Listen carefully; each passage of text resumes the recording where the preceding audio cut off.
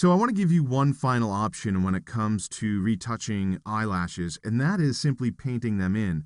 And even with this option, there's options within this option. For example, you can create your own brush pattern.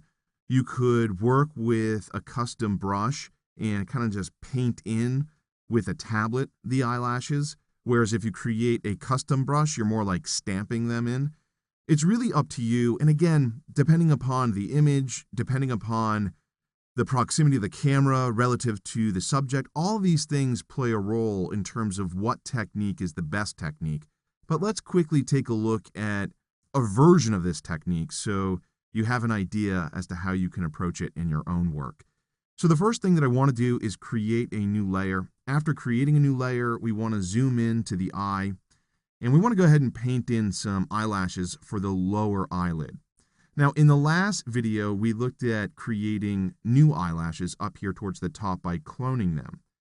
Now, you would obviously have to spend a lot of time cloning multiple eyelashes to really make this eye a lot fuller, but that's the process, and it's time-consuming. This is as equally as time-consuming. So there's really no advantage to this technique over cloning, except that when you're dealing with the lower eyelid, the lash isn't quite as thick, so this technique seems to work out a little bit better. So we're going to use the brush that we defined earlier for the eyebrow, and we can just kind of come in here and click New Eyelashes. If you don't want to use that brush and you want to use, let's say, just like a round brush, I would really recommend doing that if you have a pressure-sensitive tablet where you can get a lot of variation in your brush stroke when creating the eyelash. So again, it's kind of up to you in terms of how you approach it. So let's go ahead and select the brush tool. B is the keyboard shortcut. And you want to come over to the brushes and select that brush that we defined earlier. Again, this is the brush that we set up for the eyebrow. Clearly, you're going to have to reduce the size of it. And you have a couple different options in terms of rotation. You can rotate the brush here, and that's certainly acceptable until you get it to look the way that you want it to look. The other thing that you can do is you can rotate the image. So in this case, I'm just going to play around with this a little bit until I get close. I'll press Enter or Return to collapse that panel. Remember, you can also rotate the image by pressing the R key on the keyboard. Then you can kind of click and drag. So by rotating this, if you're going to use something like a tablet, it's easier to kind of draw in this direction than a less natural movement if you're looking at the picture straight on. So be aware of that. Let's go ahead and press the B key on the keyboard to activate the brush tool. I'm going to leave the foreground color set to black. She actually has pretty dark eyelashes here. You could also sample a color from the eyelash, whatever the case may be. Again, you're probably going to have to constantly tweak the rotation of the image or the brush. It's really up to you until you get it to look the way that you want it to look in terms of its position. So I'm just going to come over here and click to add some eyelashes. And you'll notice it looks pretty good and it looks pretty natural. You don't want to go crazy down here.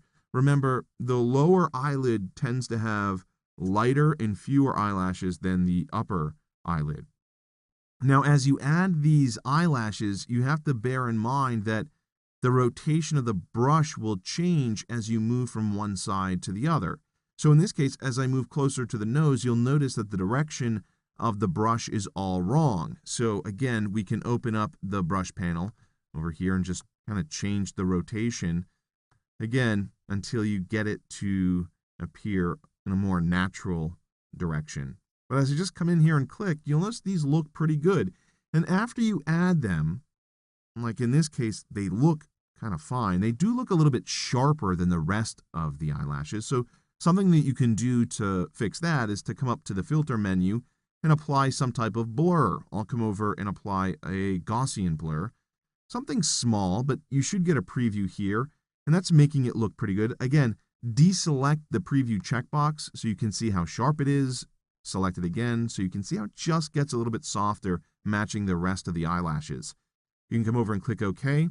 Now, in terms of color, it's pretty good. They don't look darker than the rest of the eyelashes, so I'm in good shape. But in some situations, if you have lighter eyelashes, maybe the eyelashes that you created will appear a little bit darker. Remember, you can always dial back that saturation by simply adjusting the opacity.